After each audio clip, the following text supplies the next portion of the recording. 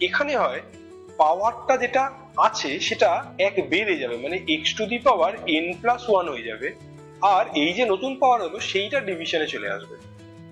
তাহলে ইন্টিগ্রেশন আর ডিফারেন্সিয়েশনের ডিফারেন্স হলো ডিফারেন্সিয়েশনে যে পাওয়ারটা ছিল সেটা ইনটুতে হয়, আর নতুন পাওয়ার এক কমে যায়। এখানে যেটার ইন্টিগ্রেশন করতে হচ্ছে তার পাওয়ার এক বেড়ে যাবে, আর নতুন যেটা বেড়ে গেছে পাওয়ার সেই পাওয়ারটাই ডিভিশনে চলে আসবে। ডিফারেন্সিয়েশন আর ইন্টিগ্রেশন, যেটা আমার এই মোশন চ্যাপ্টারটাতেও কাজে লাগবে এবং পরবর্তী চ্যাপ্টারগুলোতেও কাজে লাগবে। তো এই ডিফারেন্সিয়েশন ইন্টিগ্রেশন এই দুটো পার্ট আমি একসাথে কম্পেয়ার করে দেখাচ্ছি। আমি ততটুকুই বলবো যেটা আমাদের এই মেকানিক্সের জন্য কাজে লেগে যাবে। যত ডে বাই ডে আমরা চ্যাপ্টার আগে এগাবো, নতুন নতুন ডিফারেন্সিয়েশন আর ইন্টিগ্রেশনের ফর্মুলা আমরা পেতে থাকবো। তো একবারে পুরোটা শিখে মাথায় বোঝা বানিয়ে কোনো লাভ নেই। আমার ইনিশিয়াল ফেজে যেটুকু ফর্মুলা লাগবে ডিফারেন্সিয়েশন আর ইন্টিগ্রেশনের আমরা সেইটুকুই আজকে শিখবো। তো কি ডিফারেন্সিয়েশন? ডিফারেন্সিয়েশন ব্যাপারটা কি? ডিফারেন্সিয়েশন মানে হচ্ছে কোনো জিনিসকে ডিফারেন্সিয়েট করা, মানে ছোট ছোট টুকরো করা। মানে ধরো একটা লেন্থ আছে 100 সেন্টিমিটার, ওটাকে আমি একদম ছোট ছোট ছোট ছোট ধরো পার সেন্টিমিটার 1 সেন্টিমিটার করে টুকরো করলাম, 100 টুকরো করলাম। তাহলে এই সবচেয়ে ছোট 1 সেন্টিমিটারটা হচ্ছে স্মলেস্ট ইউনিটটা হচ্ছে differential form of entire length. Suppose entire লেন্থটাকে আমি যদি এক্স বলি, তাহলে এই ছোট একটা ইউনিট লেন্থটাকে আমি ডিএক্স বলতে পারি। তাহলে ডিএক্স হচ্ছে ওই পুরো এক্স এর একটা ছোট্ট পার্ট।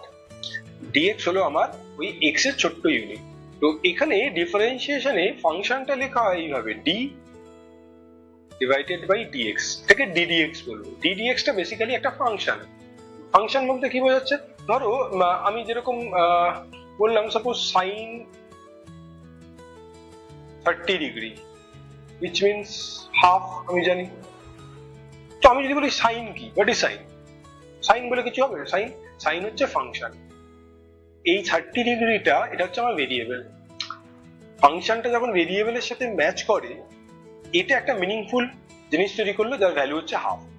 সেরকম ভাবে ডিডিএক্স টা হচ্ছে ওই সাইন মানে ফাংশন, এর সাথে কোনো একটা ভেরিয়েবল সাপোজ এক্স স্কোয়ার বললাম, সেটা একটা মিনিং তৈরি করবে।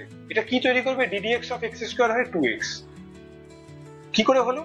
এটার ফাংশন হচ্ছে, এটা একটা জেনারেল ফর্মে যদি লিখি, ddx of x to the power anything, suppose n, সেটা কি তৈরি হবে?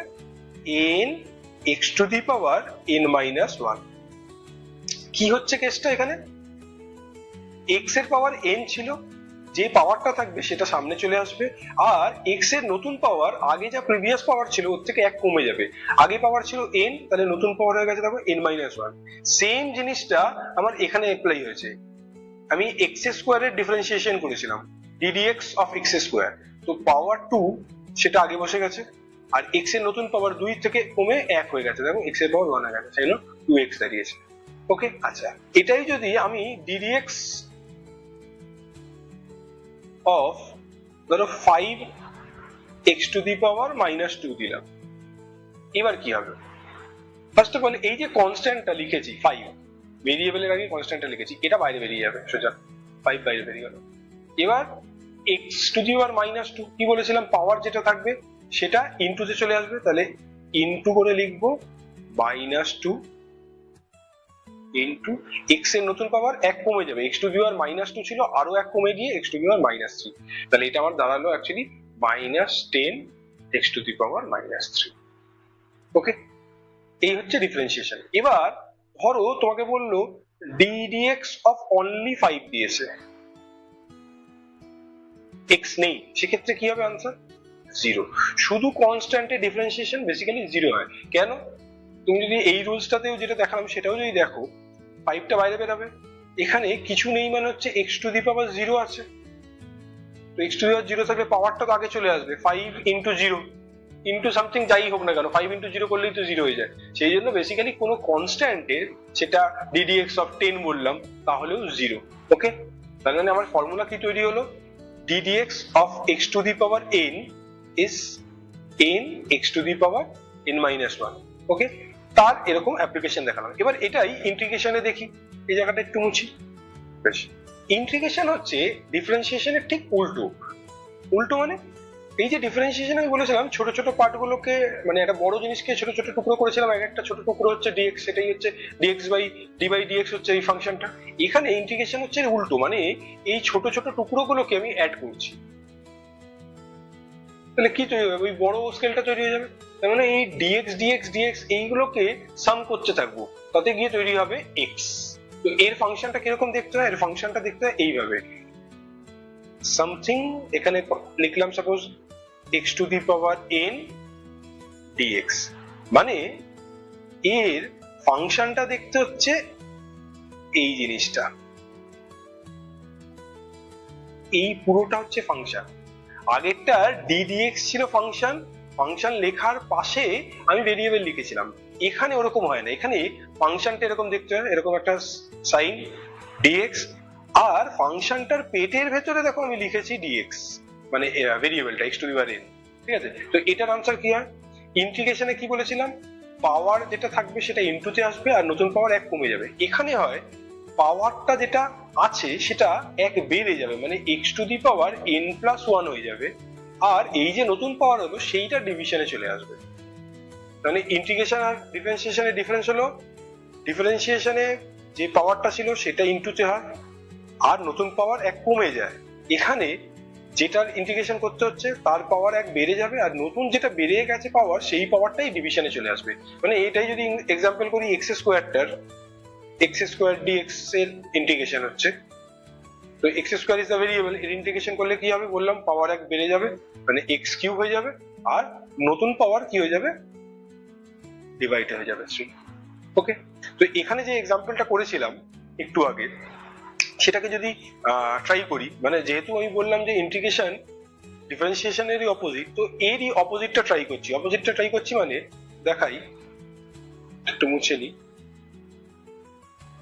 আমরা ডিফারেন্সিয়েশন করেছিলাম ddx of suppose x cube, সেটা আমি লিখতাম 3x স্কোয়ার, পাওয়ারটা আগে বসেছে নতুন পাওয়ার কমে গেছে, তো এই জিনিসটা তাহলে ইন্টিগ্রেট করলে আবার x কিউব এসে যাওয়ার কথা। করে দেখি, integration of 3x square dx, যেহেতু ডিফারেন্সিয়েশন আর ইন্টিগ্রেশন এক্স্যাক্টলি অপোজিট, তাহলে ডিফারেন্সিয়েশন করে যে রেজাল্টটা আসে সেই রেজাল্টটাকে ইন্টিগ্রেট করলে আবার সেই আগের ব্যাক ভেরিয়েবলটা চলে আসার কথা, সেটা দেখি হয় কিনা। 3x স্কোয়ার dx এর ইন্টিগ্রেশন করছি, তো এখানেও কনস্ট্যান্ট যেটা সেটা আগে বাইরে চলে আসে, x এর পাওয়ার 2 ছিল তাহলে x এর পাওয়ার 1 বেড়ে যাবে, তাহলে 3 হয়ে গেল, নতুন পাওয়ারটা ডিভিশনে চলে আসবে, 3 কাটলো, দাঁড়ালো x কিউব। দেখো x কিউব ডিফারেন্সিয়েশন করেছিলাম 3x স্কোয়ার, তাহলে 3x স্কোয়ার ইন্টিগ্রেশন করলে x কিউব হয়ে যাবে। ঠিক আছে, তাহলে ডিফারেন্সিয়েশনের ফাংশন এরকম দেখতে হয়, ইন্টিগ্রেশনের ফাংশন এরকম দেখতে হয়। ঠিক আছে, সাপোজ আমি দিলাম dx অফ t স্কোয়ার, এটা ডিফারেন্সিয়েশন। এবার এটার কি করে ডিফারেন্সিয়েশন হবে, এটা তো ফাংশন হচ্ছে dx আর ভেরিয়েবল হচ্ছে t, তাহলে এটার তো ডিফারেন্সিয়েশন করা যাবে না। তাহলে এটা যদি করতে হয় তাহলে কি করা যেতে পারে, সেটার একটা রাস্তা হচ্ছে এরকম, এটাকে আমি এরকম লিখে নিতে পারি d dt of t square into dt by dx। এটা করে কি হলো, আমার যেটা t স্কোয়ার কে ডিফারেন্সিয়েট করার কথা তার জন্য t এর ফাংশন দরকার, তাতে আমি নিয়ে চলে এলাম। এবার এটাকে অ্যাডজাস্ট করলাম কিভাবে, ছিল তো ddx, তাই জন্য একটা dt বাই dx লিখলাম। তাহলে এটা করে আমার লাভ হলো, এটা ডিফারেন্সিয়েশন হয়ে গেল, t স্কোয়ার ডিফারেন্সিয়েশন কি হবে, পাওয়ারটা আগে বসবে 2 আর t এর নতুন পাওয়ার হয়ে যাবে 1 2t। আচ্ছা, এই dt বাই dx এটার মানে হয় 1 বাই v, এটা আমি পরে আসছি ডিসকাস করব। তো এই একটা রাস্তা, যদি ডাইরেক্ট ফাংশন আর ভেরিয়েবল ম্যাচ না হয় তাহলে ফাংশনটাকে এরকম ভাবে ম্যানিপুলেট করা যেতে পারে।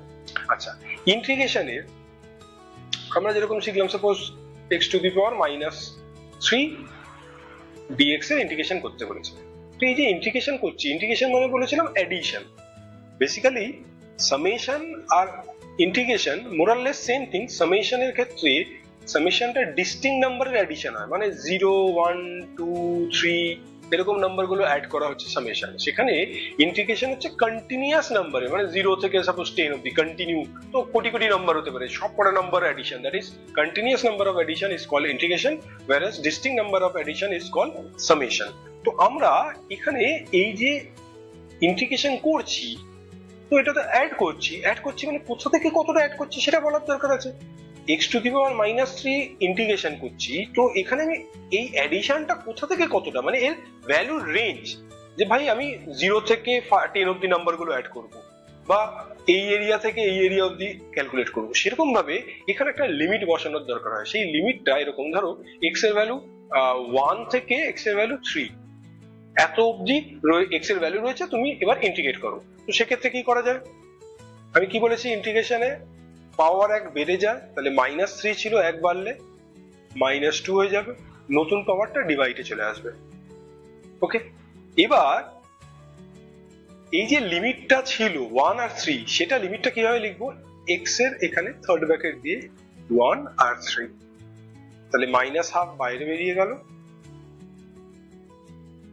এবার কি করব, x এর জায়গায় একবার আপার লিমিট which is 3, মানে 3 to the power -2 minus x এর জায়গায় লোয়ার লিমিট মানে 1 টু দি পাওয়ার -2 লিখবো।